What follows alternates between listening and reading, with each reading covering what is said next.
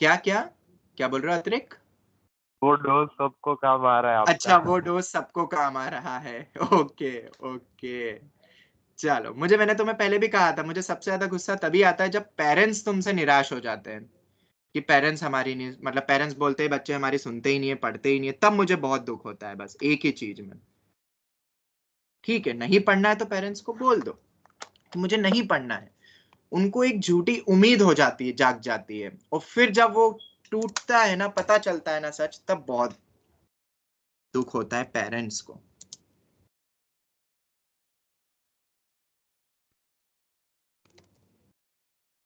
चल, तो हम स्टार्ट करते हैं अब पीएनसी। 1 मिनट, ये इतना बड़ा नहीं ले रहा है। पीएनसी 2021 सेशन के लिए लेक्चर नंबर 1। अब पीएनसी के बहुत सारी बेसिक चीजें तो मैंने ऑलरेडी पढ़ रही है। हमने पढ़ ली है कि नहीं पढ़ ली है? पीएनसी का बेसिक फॉर्म्स एंड ऑल क्या क्या पढ़ा है पीएनसी में, बताओ तुमने क्या क्या पढ़ा है पीएनसी में? एनसीआर और एनपीआर क्या होता है, ठीक है? कॉम्बिनेट्रिक्स याद आ रहा है किसी को? सिलेक्शन ऑफ, बोलो बेटा क्या होता है? Selection of r distinct objects.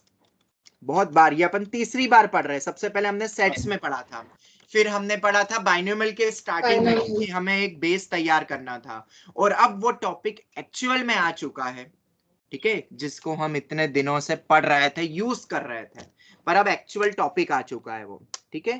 पूरा कॉन्सेप्चुअल टॉपिक है ये। जिसका दिमाग दौड़ता है उसको तो मजा आ जाएगा इस टॉपिक में, और सबसे कम टाइम में क्वेश्चन। दिमाग लगाओ आंसर, बस जरा सी कैलकुलेशन, दिमाग लगाओ आंसर, दिमाग लगाओ आंसर। जो रटते हैं उनको इस टॉपिक में दिक्कत आ सकती है, तो फिर क्या करें सर? ज्यादा से ज्यादा प्रैक्टिस। इस टॉपिक को फिर तुम प्रैक्टिस करके ही इंप्रूव कर सकते हो, और कोई तरीका नहीं है, क्योंकि इसमें दिमाग लगेगा ही लगेगा, ठीक है? और टफ नहीं होता है, मैं फिर कह रहा हूं। हम एकदम इनमो लेवल का, इंटरनेशनल मैथ्स ओलंपियाड लेवल के पीएनसी के क्वेश्चन नहीं करेंगे, मेंटल एबिलिटी के क्वेश्चन, प्रोबेबिलिटी के। हम बेसिक आईआईटी लेवल के ही पढ़ रहे हैं, और आईआईटी लेवल पे उतने टफ नहीं आते हैं जितने ओलंपियाड में आते हैं फाइनल स्टेज पे। ओके, चलो। Selection of r distinct objects from n distinct items या ऑब्जेक्ट्स, इसी को क्या कहते हैं बोलो? क्या था? N c r. ये हो गया एनसीआर। क्या होता है इसका expansion? N factorial n minus r factorial into r factorial. इसके 2-3 सिंबल और दिए रहते हैं, याद है? n r ऐसा लिख देते हैं, ठीक है? या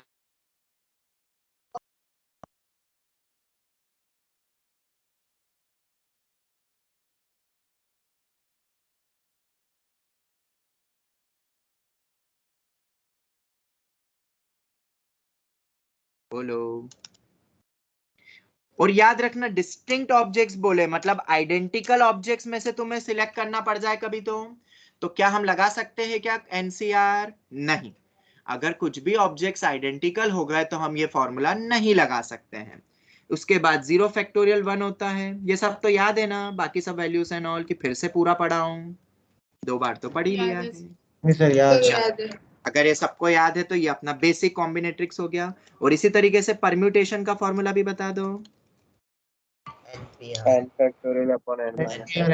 डेफिनेशन होती है उसकी, सिलेक्शन तो हमें करना ही है, पर उसके साथ साथ उनको क्या करना है? अरेंज भी करना है।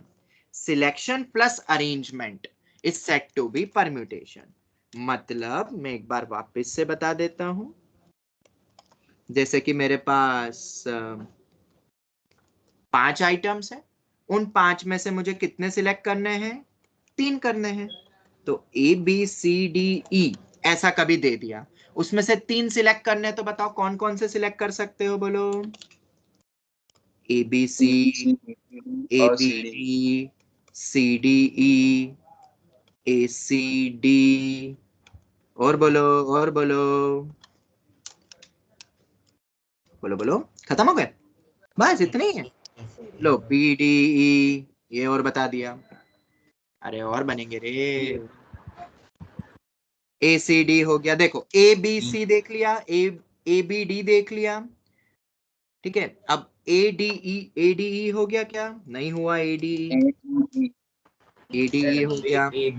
ACE हुआ क्या? ACE नहीं, ACE भी नहीं हुआ। 1 2 3 4 5 6 7, और बोलो, और आएंगे बेटा, 2 और आएंगे। हाँ, क्या क्या? BCE, BCE, ये हो गया। 1 2 3 4 5, A के 5 हो गए अपने, B के अपने हो गए, ये हो गए, कितने हो गए अभी? 3 4 5 6 7 8। जब हम सिलेक्शन करेंगे तो आंसर कितना आना था? 5C3 आना था ना।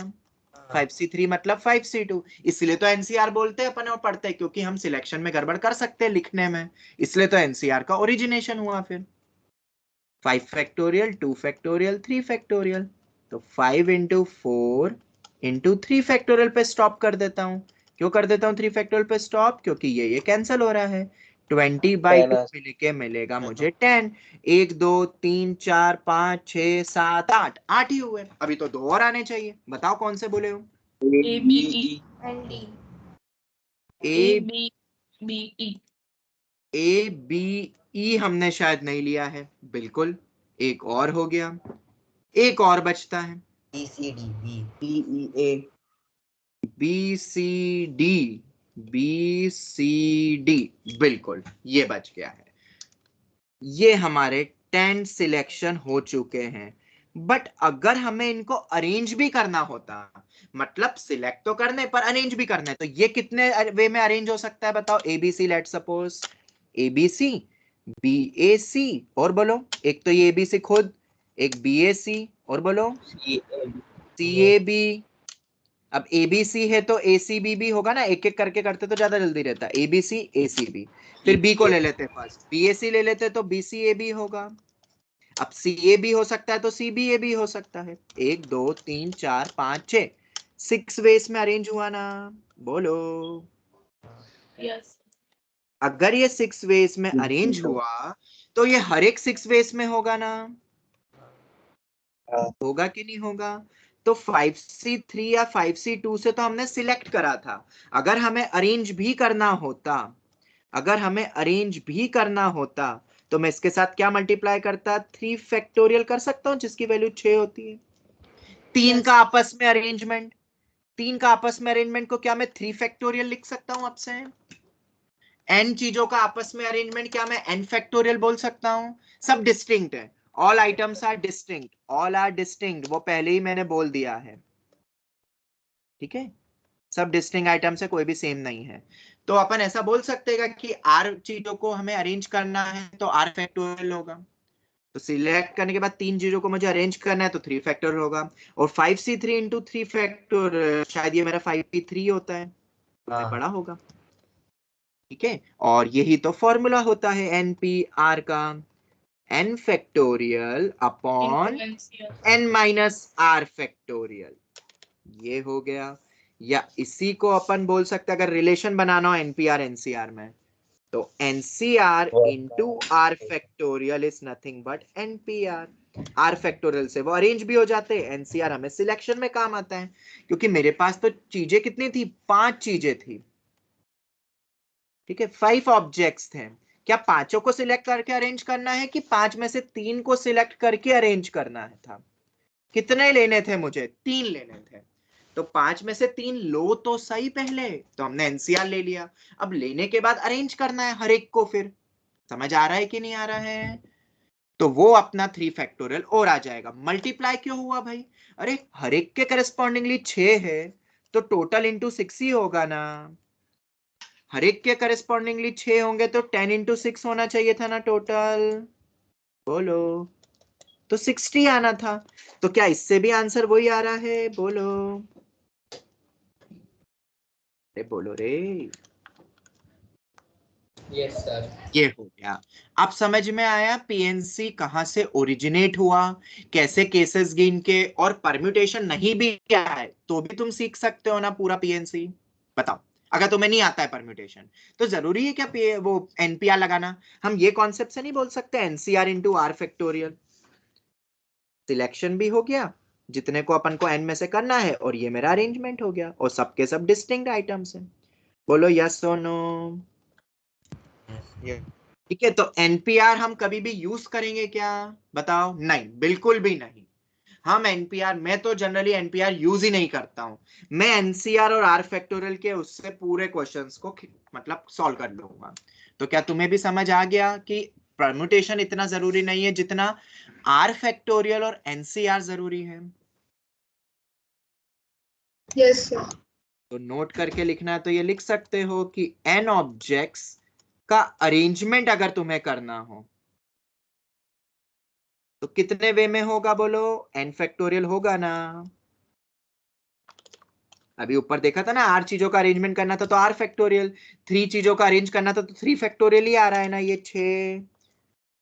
बोलो बोलो बोलो, अरे बोलोगे?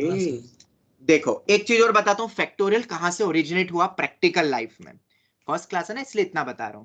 जैसे कि मान लो अपना एबीसी था, राइट? पहली पोजीशन पे क्या क्या आ सकता था, इसको और डिटेल में समझते हैं। मान लो मेरे पास 3 ऑब्जेक्ट्स हैं, उनको अरेंज करना है, ठीक है? तो पहले पोजीशन पे कितने ऑप्शन थे? फर्स्ट पोजीशन पे A oblique B oblique C, 3 option थे, ठीक है? तो कोई ना कोई तो एक आ गया होगा ना फर्स्ट पोजीशन पे। मान लेते हैं फर्स्ट पोजीशन पे ए आ गया, मान लो ए आ गया, तो अब सेकंड पोजीशन पे कितने ऑप्शन रहेंगे, बी या सी? 2। तो 2 वे रहेंगे। और आखिरी पोजीशन पे कितने वेस रहेंगे अगर फर्स्ट फिक्स हो गया तो? ओनली 1 वे। अगर पहले 2 फिक्स कर दिए, जैसे पहले पे सी आता है दूसरे पे बी आता है, तो तीसरे पे ए ही आएगा। करेस्पॉन्डिंगली चल रहा है ना, साइमल्टेनियसली, तो बीच में क्या आएगा साइन? मल्टीप्लीकेशन। तो मल्टीप्लीकेशन रूल भी समझ में आ रहा है। जब भी साइमल्टेनियसली अपन को बनाना है, कुछ भी करना है, तो अपन मल्टीप्लाई करते हैं। और एडिशन कब करते हैं? जब केसेस बनते हैं। एडिशन कब करते हैं बोलो? जब केसेस बनेंगे। जैसे यहाँ पे कितने केस बने थे अपने? 10 केस बने ना, तो इनको ऐड कराना 1 + 1 + 1 + 1 + करके। तो केसेस हमेशा ऐड होते हैं। केसेस हमेशा क्या होते हैं? ऐड। और साइमल्टेनियसली वर्क कुछ भी करोगे तो उसके लिए हम मल्टीप्लीकेशन करते हैं। साइमल्टेनियसली एक साथ अगर तुम्हें बोला गया है, और ये केसेस के फॉर्म में अपन एडिशन रूल लगाते हैं। ये था अपना मल्टीप्लिकेशन रूल। तो यहाँ पे कितना आ रहा है बताओ? 3 × 2 × 1 आ रहा है ना। और इसी को हमने क्या बोल दिया फिर बोलो? 3 फैक्टोरियल, जिसको अपन डायरेक्ट बोल सकते थे इस नोट के थ्रू। तो लॉजिक समझ में आया सबको? बोलो। Yes sir. पहली पोजीशन पे कितने, दूसरी पोजीशन पे किसने, पहले और फिर फर्स्ट पोजीशन पे उसके अकॉर्डिंगली। और अगर ये समझ में तुम्हें आ गया है तो बस अपना बेसिक एनपीआर एनसीआर स्टार्ट हो गया है। और अब हम जो भी पढ़ेंगे उसके बाद तुम एनसीईआरटी की फर्स्ट एक्सरसाइज सॉल्व करने लायक बन जाओगे। अब कौन सी एक्सरसाइज? फर्स्ट। एक्सरसाइज या आर डी शर्मा भी you can start. Solve example भी तुम कर सकते हो। मैंने बेसिक तुम्हें बता ही दिया है कि कैसे ओरिजिनेट हुआ। तो क्या अब अपन स्टार्ट करें क्वेश्चंस के थ्रू इन लॉजिक्स को और समझे? हाँ बेटा बोलो। सर ये आप लॉजिक वापस बता सकते हो? मैं लेफ्ट हो गया था वो नेटवर्क। कौन सा वाला लॉजिक बेटा? अभी मैंने बस ये बताया कि एन ऑब्जेक्ट्स का अरेंजमेंट करना है तो उसको एन फैक्टोरियल हम कर सकते हैं, ये डिस्टिंक्ट ऑब्जेक्ट्स अगर है तो। इसी को मैं यहाँ पे समझाया फिर कि एबीसी अगर मान लो 3 ऑब्जेक्ट्स है तो पहली पोजीशन पर रखने के कितने वेस रहेंगे? पहली पोजीशन पे तो कुछ भी आ सकता है, ए या बी या सी। अब दूसरी पोजीशन पे कितने होंगे? 2 ही ऑप्शन बचेंगे ना बेटा। मान लो फर्स्ट पे ए आ गया तो दूसरे पे तो अब बी या सी 2 ही ऑप्शन बचेंगे। तो थर्ड पे फिर करस्पॉन्डिंगली कितने बचेंगे? एक ऑप्शन। अब किसी के दिमाग में ऐसा आ रहा होगा कि सर आपने फर्स्ट से ही क्यों स्टार्ट करा? अगर मैं थर्ड से करूं तो हाँ बेटा थर्ड से भी कर सकते हो। अगर तुम थर्ड से इंडिपेंडेंट वे में रखना शुरू करते हो तो 3 ऑप्शन रहेंगे फिर से, ए बी सी। पर फिर दूसरे पे कितने रहेंगे? 2 ऑप्शन। पहले पे कितने हो जाएंगे? फिर 1 ऑप्शन। तो उससे भी 3 इंटू 2 इंटू 1 आएगा। तो कोई बच्चा बोलता है सर मैं पहले ना बीच वाले को रखना शुरू करूंगा, बीच वाली पोजीशन पे, तो उसके भी 3 ऑप्शन होंगे। फिर किसी से भी शुरू करो, दूसरे वाले के 2 होंगे, तीसरे वाले के 1 होंगे। तो अल्टीमेटली आएगा तो यही ऑप्शन। और यहां से फैक्टोरियल ओरिजिनेट हुआ, और फिर फैक्टोरियल के बाद एनसीआर आया, एनपीआर आया, और वो सब कैसे बना वो मैंने तुम्हें काउंट करते हुए बताया। और बाकी तो अपन ने बाइनोमियल में देख चुका है कि वो पास्कल ट्रायंगल से कैसे ओरिजिनेट हुई चीजें। Any doubt? बोलो। क्योंकि ये कैसे पता करेंगे हम कि ये 10 वैल्यू अपनी बेसिकली ये 5c3 या 5c2 होती है? तो क्या हमने ये पढ़ा था पास्कल ट्रायंगल में कि ये जो वैल्यूज आती है वो एनसीआर के कोफिशिएंट्स होते हैं पास्कल ट्रायंगल के? कुछ पढ़ा था ऐसा हमने? बोलो। चलो ठीक है। तो ये अपना बेसिक पार्ट खत्म हुआ। तो क्या अब अपन एक्चुअल पीएनसी के क्वेश्चन स्टार्ट कर सकते हैं? जवाब दो। Yes sir. ठीक है। तो अगर तुम कर सकते हो तो एक पहला आज का होमवर्क, ये तो एक्सरसाइज तुम करो, एनसीईआरटी के स्टार्ट करो, डाउट्स एंड ऑल पूछो। जैसा कि मैंने तुम्हें पहले भी कहा था कि अब अपन मॉड्यूल को सॉल्विंग करेंगे ही करेंगे। मैंने बीच में मॉड्यूल के थोड़े बहुत तुम्हें काम नहीं दिए तो तुम्हारे मार्क्स कम आना शुरू हो गए। तो मुझे ऐसा लगता है कि मुझे ये काम वापस से देना शुरू करना ही पड़ेगा। मुझे ऐसा लगा था कि तुम सभी बच्चे कर लेते होंगे। तो मॉड्यूल का एक्सरसाइज 10.1 प्लस एग्जाम्पल्स। एग्जाम्पल्स बोले तो illustration 1 to 9 and try yourself 1 to 18।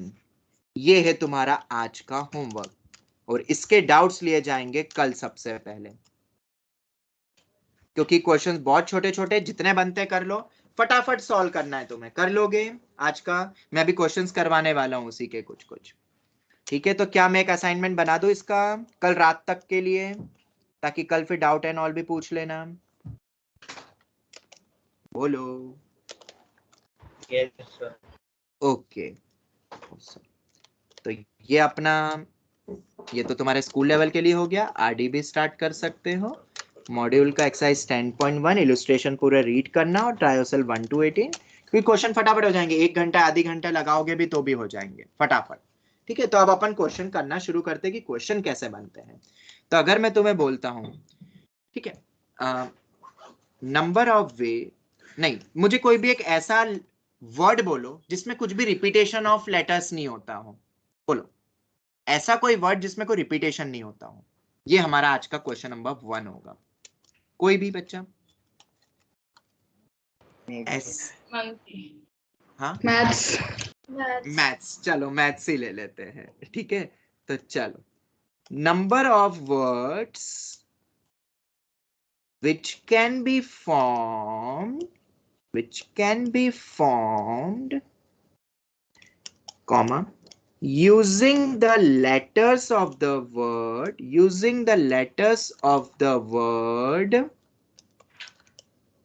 MATHS। अब जब भी ऐसा क्वेश्चन आता है तो अपनी ये इंग्लिश की क्लास है कि मैथ्स की क्लास? ये बताओ कौन सी क्लास है ये? मैथ्स की। तो यहाँ पे मीनिंगफुल हो या मीनिंगलेस वर्ड बने, हमें टेंशन नहीं लेना है।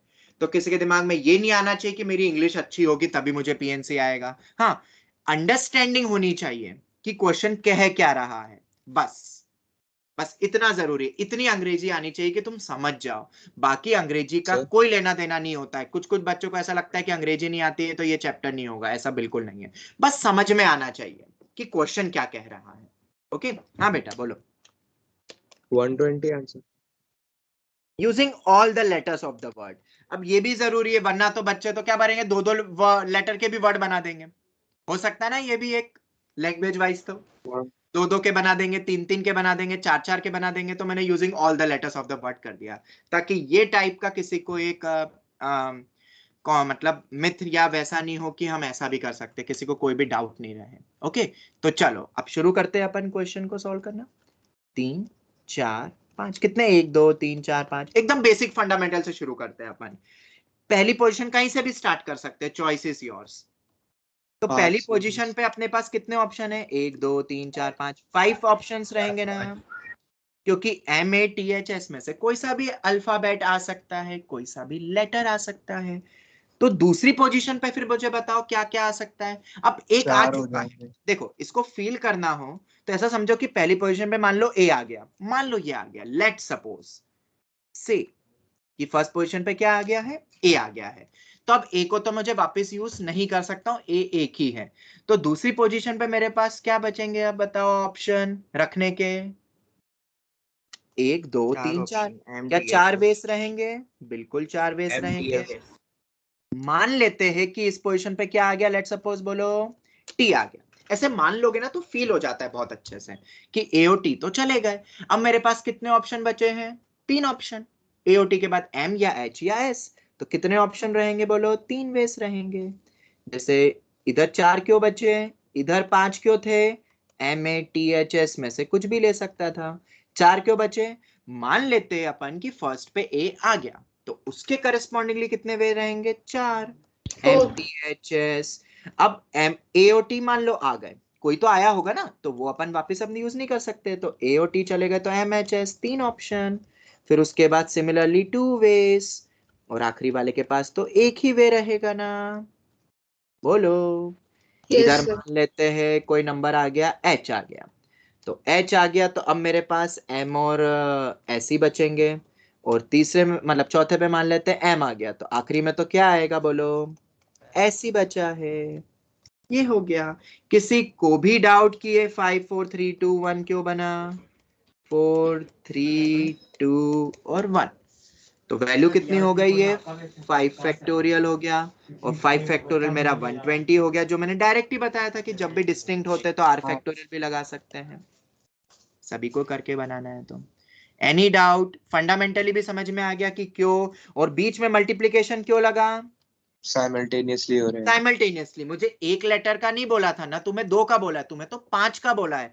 तो 5 तो बनाओगे ना पहले, तो फिर अगर कोई केसेस बनते हैं तो हम ऐड करते हैं। पर यहाँ पे तो एक ही 5 लेटर वर्ड बनाने के लिए अपन ने अभी तो रखना शुरू करे, तो बीच में आएगा मल्टीप्लाई, क्योंकि साइमल्टेनियसली इसके करस्पॉन्डिंगली इसको रख रहे हैं, इसके करस्पॉन्डिंगली ये, तो हम यहाँ पे मल्टीप्लाई करेंगे। ऊपर तो खैर वैल्यू मैंने बताई भी थी कि वो आर फैक्टोरियल कैसे आता है, तुम गिन के भी देख सकते हो। इसके बना बना के देखना कितने बनेंगे, बताओ कितने बन जाएंगे इसके वर्ड्स? 120 बनेंगे। और 120 ऑब्वियसली तुम काउंट तो करने से रहे ना। देखो ऊपर ही गलती हो जाती तुम्हारी, तुम उधर गिनने में गलती हो रही थी पहले, तो अपनी 10 बन रहे थे, वो 10 भी याद नहीं आ रहे थे अपन को, बोलो। तो इधर तो और गलती होने के चांसेस होंगे। तो पहला क्वेश्चन सबको समझ में आया? किसी को जरा सा भी डाउट है तो पूछ लो, वरना हम आगे बढ़े। जवाब दो, बोलो बोलो बोलो। सर रिपीटेशन अलाउड होती तो कितने बेटा होते? अब आ रहे हैं ना, बेटा अब आ रहे हैं, शांति। एक एक करके बढ़ेंगे। पहला समझ में आया कि नहीं? Yes, sir. चलो, अब कोई ऐसा वर्ड बोलो मुझे जिसमें कुछ रिपीट हो रहे हो, कुछ लेटर्स, कोई भी। Permutation. Science. Permutation, PERMUTATION। S भी लगाना है क्या? परम्यूटेशंस करना है कि परम्यूटेशन ही रहने देना है? क्या चाहते हो? एस लगा दे? जनरली परम्यूटेशंस एंड कॉम्बिनेशंस होता है वो, तो हम एस भी Yes, लगा sir. देते हैं। ये हो गया नंबर ऑफ वर्ड्स। फिर से वही क्वेश्चन, पर अब यहाँ पे कुछ चीजें तुम्हें समझनी पड़ेगी जो कि बहुत इंपॉर्टेंट है। क्या कुछ कुछ लेटर रिपीट हो रहे हैं? अगर हो रहा है तो वो कौन कौन से लेटर है जो रिपीट हो रहे हैं? और टोटल लेटर्स कितने हैं अपने पास? सबको लेते हुए बनाना, यूजिंग ऑल द लेटर्स जितने भी दिए हुए हैं, सभी को लेते हुए बनाना है। तो टोटल अपने पास लेटर्स कितने हैं? 12 लेटर्स है, भले ही उसमें कुछ रिपीट भी हो रहे हो। 1 2 3 4 5 6 7 8 9 10 11 12। चलो टोटल तो 12 लेटर्स है, ये तो काम हो गया। अगर सब अलग अलग होते हैं, इफ ऑल डिस्टिंक्ट होते हैं, तो टोटल कितना हो जाता है? 12 फैक्टोरियल हो जाता है ना फिर आंसर। यस। ठीक है, तो अपना 12 फैक्टोरियल हो जाता। ओके, पर अभी तो इसमें कुछ सेम है, तो कितने सेम है जरा मुझे बताओ। 1. कितने हैं सेम बोलो? सर टी सेम है ना तो सिर्फ 3. सिर्फ एक ही है। कौन कौन से? टी अपने हैं, टी कितने आ रहे हैं? 2 टी आ रहे हैं। 2 टी और बस बाप रे, इतना एक बड़ा है। हमने बोला, बट एक के अलावा कुछ हुए ही नहीं। और आ रहे हैं क्या? नहीं आ रहे, एक ही है ना बस। देखो ना, कुछ और निकल जाए तो कहीं से भी देखो, नहीं निकल रहे। नहीं है सर। चलो, तो जितने सेम, अब एक लॉजिक है भाई, मैं हिंदी में ही लिख देता हूं ताकि सभी को समझ में आ जाए, हिंदी तो सबको आती ही होगी। जितने सेम उतने फैक्टोरियल से डिवाइड कर दो। क्यों करेंगे उसका रीजन दूंगा, पर पहले याद करो ये पॉइंट। ऑफ वन काइंड, अब ये ऑफ वन काइंड का मतलब क्या है? मान लो मेरे पास 2 एस भी होते हैं तो उसके भी 2 फैक्टोरियल से डिवाइड करता। मान लो अपने पास 4 होते पी, तो मैं उसके भी 4 फैक्टोरियल से डिवाइड करता। समझ में आया ऑफ वन काइंड का मतलब क्या है यहाँ पे? अभी आगे और भी क्वेश्चंस करेंगे। तो आंसर बताओ कितना हो जाएगा? इन जनरल तो 12 फैक्टोरियल होता है ना अपना आंसर। 12, 11, 10, 9, 8, 7, 6, 5, 4, 3, 2, 1। पर जितने सेम है उतने फैक्टोरियल से क्या कर दे? 2 टी सेम है तो उसके फैक्टोरियल से क्या कर दूं? बोलो। डिवाइड। डिवाइड कर दो। तो अब आंसर जो भी आएगा वो मेरा आंसर हो जाएगा। ये है लॉजिक। अब तुम बोलोगे सर ऐसा क्यों, ऐसा क्यों? तो अब ये क्या, ये थोड़ा वर्ड बड़ा है, इसमें तुम्हें फील नहीं करवा पाऊंगा, करवाऊंगा तो आधी घंटा लग जाएगा। तो अपन एक छोटा सा ले लेते हैं। ले ले आकाश ही। Yes, sir. थर्ड क्वेश्चन अगर आप इसमें देखते हैं, ठीक है, तो जब मैं बनाने लगूंगा, चलो इसका भी बताता हूं, पहले अप्लाई करना, फिर एक और एग्जांपल दूंगा जिसमें समझा दूंगा कि क्यों कर रहे हैं हम ऐसा। टोटल बताओ पहले तो कितने हैं? 4। अच्छा 3, 4, 5, 6। हाँ, एक चीज और मैं बता दूं, एक चीज और बता देता हूं मैं यहाँ पे, कि इस चैप्टर में जनरली नोट्स अच्छे से नहीं बनते हैं क्योंकि इसमें समझना ज्यादा है। मैं फिर कह रहा हूं, ध्यान से सुनना, इस टॉपिक में नोट से कभी समझ में नहीं आता है। इस टॉपिक को जब तुम लेक्चर अटेंड करोगे तभी समझ में आएगा। क्या ये चीज तुम्हें समझ में आई ऊपर से अभी तक में? समझ आ गई होगी कि जिसने सुना है उसी को समझ में आएगा। कोई अगर ऐसे सोचेगा कि मैं खुद समझ लूंगा नोट से, कभी समझ नहीं आएगा। ये टॉपिक ही ऐसा है। इसलिए एक भी क्लास अगर मिस हो जाएगी ना, इसमें तुम्हें 2 साल समझ में आएगा ही नहीं आएगा ये टॉपिक। इसलिए समझना इस टॉपिक की इंपॉर्टेंस को इसमें, क्योंकि सब कुछ समझने जैसी चीजें हैं। लिखना ऐसा कुछ है नहीं, फिर भी हम अंग्रेजी में लिख सकते हैं, पर क्या मैं हर चीज को अंग्रेजी में लिख के दूं तुम्हें? नहीं। इतना तो तुम समझदार हो बेटा, 11वीं में हो, चौथी 5वीं कक्षा में हो ही नहीं। और चौथी 5वीं में होता तो ये चैप्टर आता ही नहीं, ऑब्वियसली। ठीक है, इसलिए ये 11वीं में पढ़ते हैं। Total 6 letters. और तुमने 10th में प्रोबेबिलिटी चैप्टर पढ़ा भी होगा, राइट? प्रोबेबिलिटी भी कुछ ऐसे ही चैप्टर है जो 10th में बहुत सिंपल था। कि उसमें अपन को दिमाग ही लगाना है, कितने केस एंड ऑल बनेंगे। उसको आप लिख के क्या करोगे बताओ? लिख के कैसे आप समझोगे? लिखने बैठोगे तो 1-1 घंटा लग जाएगा एक एक को समझाते हुए। ओके, इसलिए समझते जाना इस टॉपिक को। कहीं पे भी कॉन्सेप्चुअल डाउट हो तो पूछना। कितने रिपीट हो रहे? 3a आ गए। तो क्या आंसर बोलोगे? बोलो। 6 फैक्टोरियल बाय 3 फैक्टोरियल, 720 बाय 6। इसको तो हम सॉल्व कर लेंगे। 120। समझ में आया ये भी? अब मुद्दे की बात ये कि सर हम क्यों कर रहे डिवाइड। तो देखो इधर एक और छोटा सा ले लेते हैं अपन, जिसमें केसेस कम बनेंगे। कुछ भी ले ले अपन जिसमें रिपीट भी हो रहा हो। IIT। आई बहुत बढ़िया। इससे छोटा और रिपीटेशन वाला तो और कोई होगा नहीं। चलो, अगर मैं इसको लॉजिकली लेके जाऊंगा तो इसका आंसर कितना हो जाएगा? 3 factorial by 2 factorial. 2 I same है तो आंसर कितना हो जाएगा? 3 हो जाएगा बेस। चलो हम बना के देखते हैं। अगर हम इसको बनाते तो कितने बनते? आई आई टी, एक तो यही बनेगा, ITI और आई टी आई और TII। टी आई आई। पर तुमने अगर देखा होगा थोड़ी देर पहले जब अपन ने एबीसी के बनाए थे तो कितने बने थे एबीसी के? तो 6 बने। 6 बने थे। मतलब 3 फैक्टोरियल बनते अगर 3 अलग अलग होते तो। पर यहाँ पे 2 सेम हो गए। तो उससे हुआ क्या? आईआईटी और आईआईटी, मैंने 2 बार बोला है, क्या तुम डिस्टिंग्विश कर सकते हो? IIT No, sir. आईआईटी। पर मैं जो बोल रहा हूँ उसमें जो दूसरा आई है वो पहले पे गया है, पहला वाला दूसरे पे गया है, पर क्या तुम डिस्टिंग्विश कर सकते हो दोनों आईआईटी को? नहीं No, कर sir. सकते हो। मतलब अगर तुम आईआईटी आईआईटी आईआईटी कितनी बार भी बोलो वो एक ही होगा, तो उसको एक ही बार काउंट करेंगे। ठीक है, तो उससे क्या हो गया, जितने सेम है मतलब उनके अरेंजमेंट, इन दो के अरेंजमेंट कितने बनते, दो बनते ना, दो बनते हैं। तो हर एक टी की पोजीशन तुम कहीं पे भी रखो, टी की पोजीशन कितनी रहेगी, कहीं पे भी रहेगी, तो दो के करस्पॉन्डिंग तुम देखोगे तो वो सेम ही बनेंगे हमेशा। तो अपन क्या करते हैं, उतने फैक्टोरियल से डिवाइड कर देते हैं। समझ में आया? जस्ट आधे बनेंगे हमारे एक्चुअल में। ये क्लियर हुआ कि नहीं? तीनों को अलग माने थे तो कितने बने थे, 6 माने थे, पर एक्चुअल में कितने आए, 3 आए। तो मतलब 2 इज बेसिकली वो 2 फैक्टोरियल है।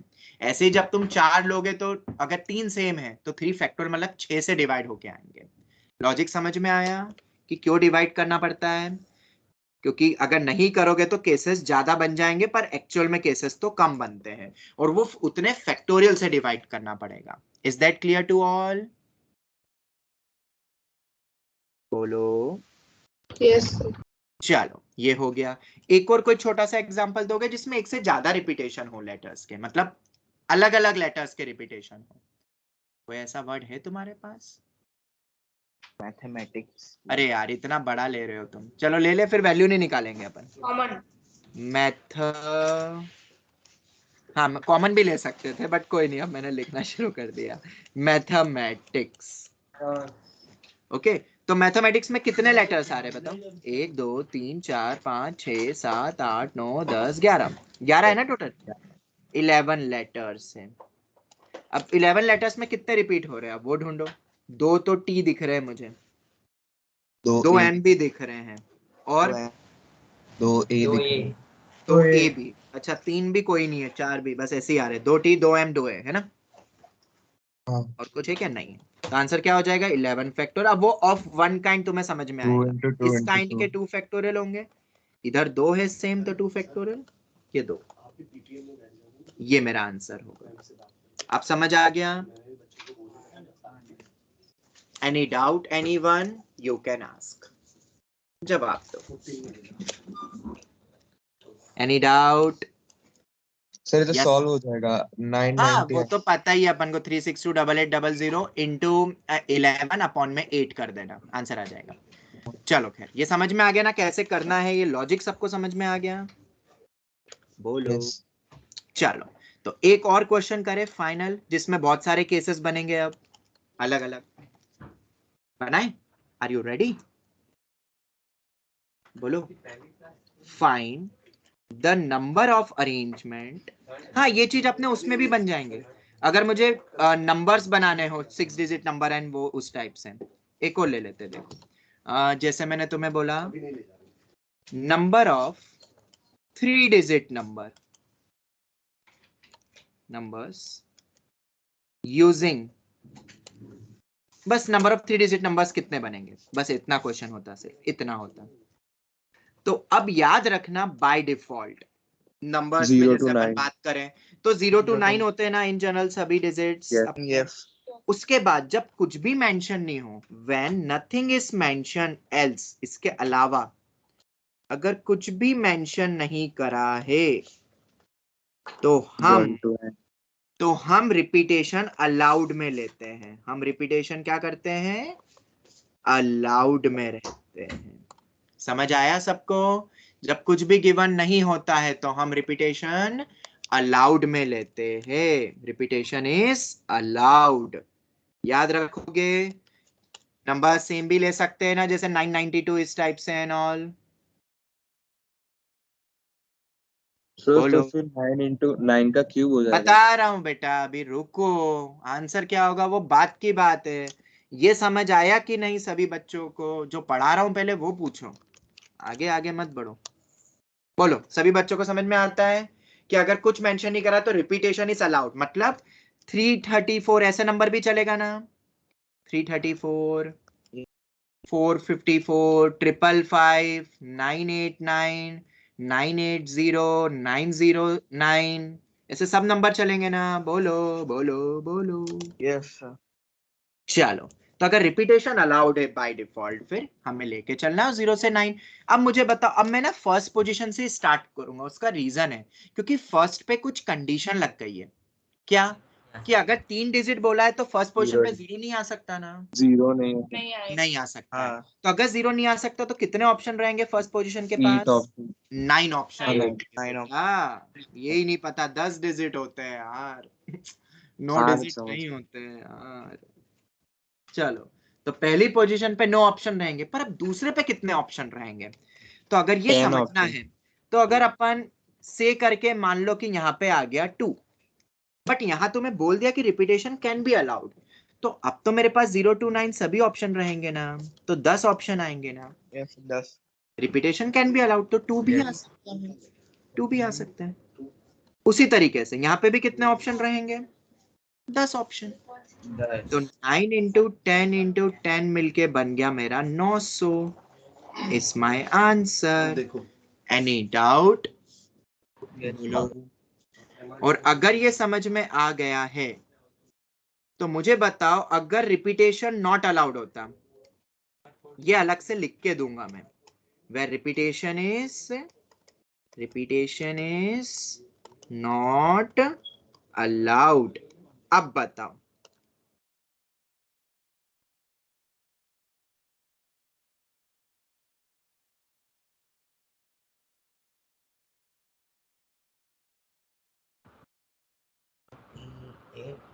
Sir 648. 9 into 9 into 8 648 9 into 9 into sir 648 हाँ 648 9 into 9 into 8 हाँ 648।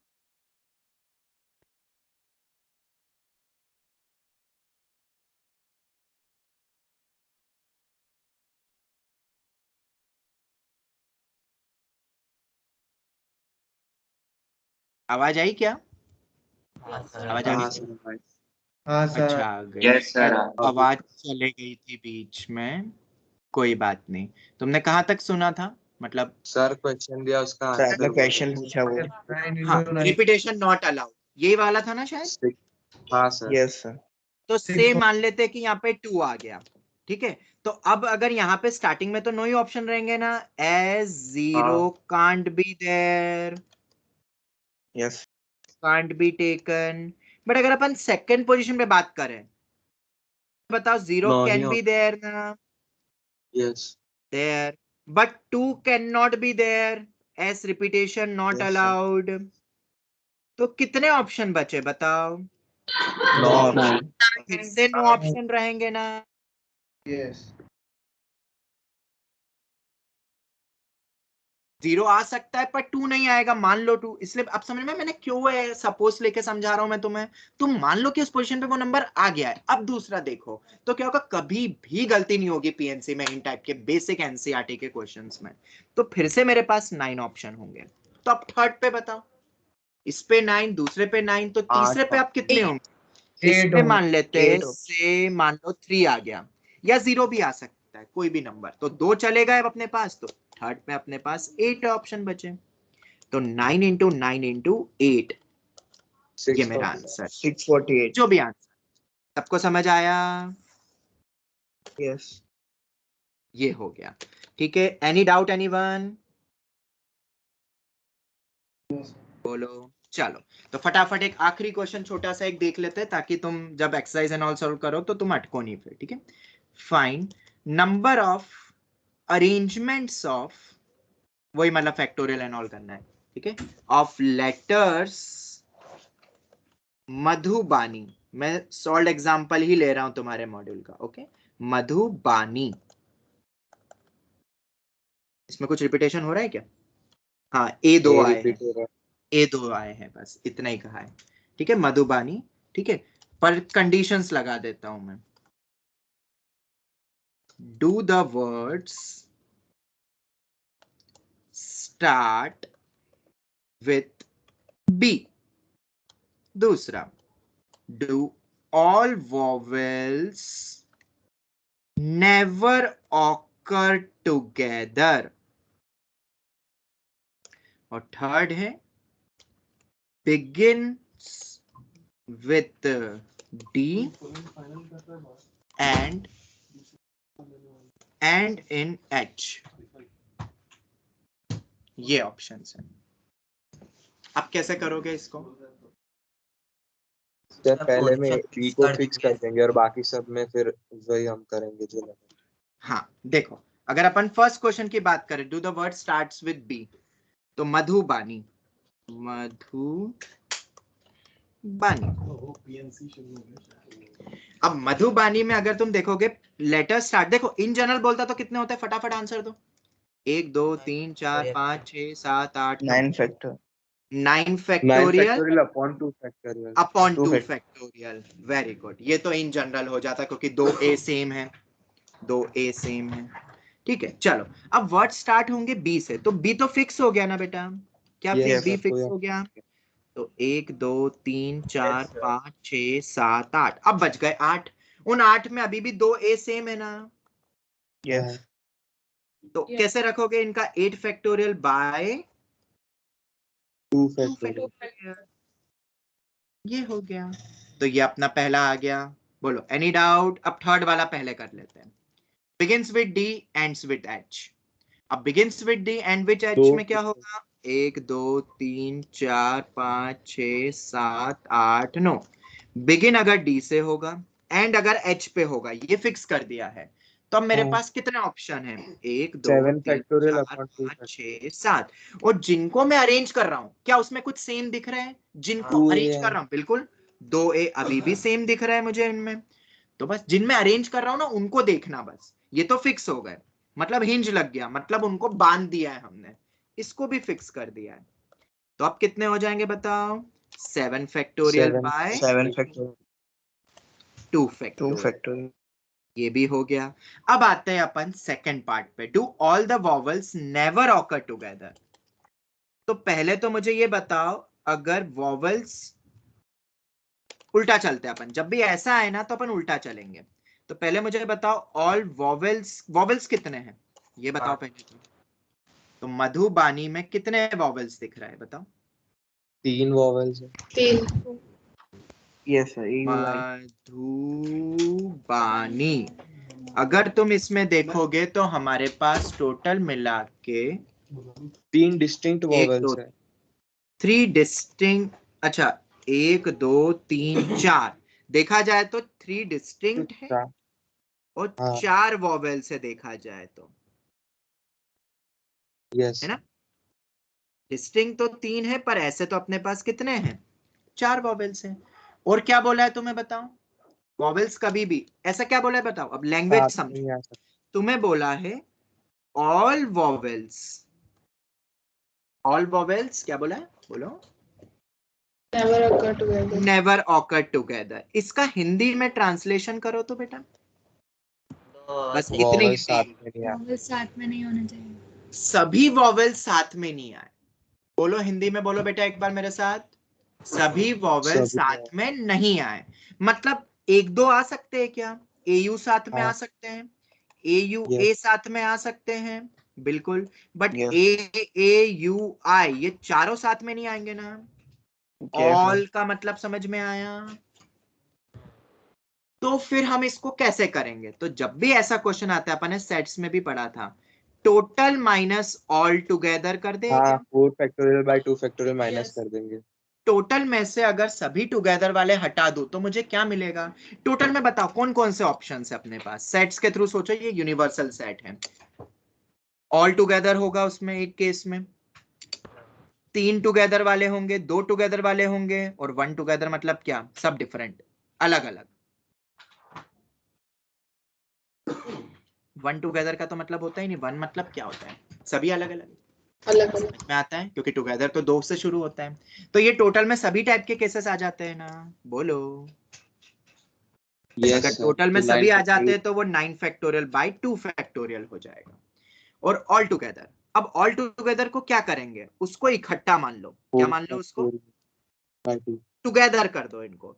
टुगेदर मतलब तुम ऐसा समझो, तुम्हें याद है बचपन में ऐसा कोई एक कंपटीशन होता था, मतलब पता नहीं, एक बोरे में खड़े हो जाते थे और भागने को बोलते थे, भागो। कौन सा रेस है? सैक रेस, ऐसा कुछ होता था। ठीक है, Yes, तुमने sir. शायद पढ़ा होगा, समझा होगा। तो उसमें कभी कभार होता है ऐसा कि वो दो लोगों को बांध भी देते हैं और फिर बोलते हैं आप झोले को पकड़ के भागो।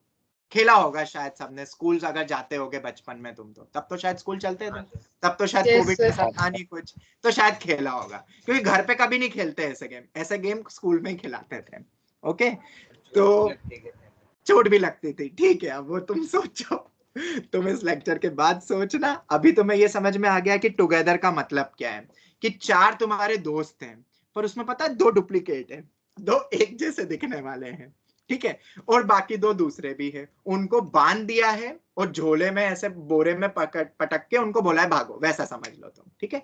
तो इनको सबको क्या मान लेना है, तुम्हें टुगेदर मान लेना है। ओके, पर अब जो बच गए कौन से, जैसे कि मधुमानी का M D H B N 1 2 3 4 5 6 7 8 9, ये अलग अलग ही है ना, ये मतलब बोरे में अकेले ही भागेंगे ना, कि इनके साथ भी कोई भाग रहा है साथ में, नहीं, बस ये तीनों साथ में भागेंगे। तो भाई ये चार साथ में क्यों भागेंगे, क्योंकि बहुत घनिष्ठ मित्र है ये, जो भी करेंगे साथ में करेंगे, साथ के बिना कुछ नहीं करेंगे। इन्होंने बचपन से ऐसा निर्णय ले लिया था, मतलब ऐसा रूल है कि चारों को साथ में रखना है ऑल टुगेदर। अब फील हो गया, फील हो रहा है कि नहीं हो रहा है। अब तुमसे पूछा जाता है कि कौन फर्स्ट पोजीशन पे आ सकता है, मतलब कितने वे में अरेंज कर सकते हो तुम, तो इसको एक सिंगल एंटिटी की तरह मानेंगे ना, सिंगल एंटिटी, बोलो क्या इसको सिंगल एंटिटी की तरह मानेंगे। अब जब के अलग ही कर दिया तो उसको सिंगल ही मानोगे ना। तो कितने हो गए, 1 2 3 4 5 6, 6 फैक्टोरियल। बोलो, इन सबको तो अलग अलग मानना ही है, अलग अलग रेस में दौड़ेंगे, पर इनको तो इकट्ठा मानेंगे। ये 6 फैक्टोरियल हो गया। बट अब तुम्हें मैं बोलूंगा इनको अरेंज करना था ना, तो ऐसा थोड़ा ना कि पहली पोजीशन पे ए ही रहेगा, यहाँ पे पहली पोजीशन पे यू भी आ सकता है ना, पहली पोजीशन पे आई भी आ सकता है ना। तो क्या इनका इंटरनल अरेंजमेंट होगा कि नहीं होगा, बिल्कुल होगा इनका इंटरनल अरेंजमेंट। तो कितना होगा इंटरनल अरेंजमेंट, 4 फैक्टोरियल अपॉन में 2 फैक्टोरियल। अब ये 2 फैक्टोरियल क्यों करा, जिसको भी तुम अरेंज करते हो उसमें जितने सेम उतने फैक्टोरियल से डिवाइड, जितने सेम उतने फैक्टोरियल से डिवाइड। तो जब इनको अरेंज करोगे तो 2 ए सेम है तो ये डिवाइड होगा। तो दिस इज माय आंसर। समझ आ गया। हाँ, ऑल टुगेदर पूछते तो सिर्फ ये आंसर होता, टोटल माइनस ऑल टुगेदर करेंगे तो ऑल वॉवेल्स नॉट टुगेदर। इसको अब हम नेक्स्ट क्लास में और डिटेल में देखेंगे, पर अब तुम एक्सरसाइज एंड ऑल सब कुछ सॉल्व करो। बेसिक सर एनसीआर को यूज करना मैंने बता दिया। हाँ बेटा, सर इसमें AAUI को एक ही माना है आपने? बेटा बोल दिया ना टुगेदर रखना है। टुगेदर मतलब वो बोरी में जब वो भागेंगे चारों तो साथ में भागेंगे, एक ही बोरी के अंदर है वो चारों, ओके सर। और बाकी सब तो अलग अलग ही मानना है, मतलब उसको सिंगल एंटिटी मान लो। बोल दिया कि वो सिंगल एंटिटी की तरह ही, क्योंकि वो एक ही बोरी में बैठ खड़े होके भाग रहे हैं। पर अब उसमें आगे पीछे तो कर सकते हैं ना अपन उनको अरेंज, बिल्कुल कर सकते हैं। तो उनका इंटरनल अरेंजमेंट भी तो आएगा, और इंटरनल अरेंजमेंट में 2 सेम है जब AAUI को अरेंज करेंगे तो टोटल 4 फैक्टोरियल अपॉन में 2 फैक्टोरियल। आप समझ में आ गया। Yes sir. ये ऑल टुगेदर का है। किसी को भी डाउट? ओके, चलो तो हम यही वाइंड अप करते हैं। ये टॉपिक बहुत इंटरेस्टिंग है, मतलब अपकमिंग 1 वीक तुम्हें बहुत मजा आने वाला है, बहुत मजा। ठीक है, ऐसे टॉपिक बहुत कम आते हैं मैथ्स में। एक आगे जाके फिर आएगा सीधे प्रोबेबिलिटी, पर ये मेन है। अगर ये आ गया तो प्रोबेबिलिटी में कुछ भी नहीं रखा है, ठीक है, क्योंकि पीएनसी में मैं प्रोबेबिलिटी जितना सब पढ़ा दूंगा तुम्हें। चलो तो अपन यही वाइंड अप करते हैं आज की क्लास। रिवाइज जरूर करना, हमने लिमिट के कुछ क्वेश्चंस करे और पीएनसी स्टार्ट कर दिया है। ओके, 5-10 मिनट्स का भी ब्रेक देंगे सर, ठीक है, हो जाएगा।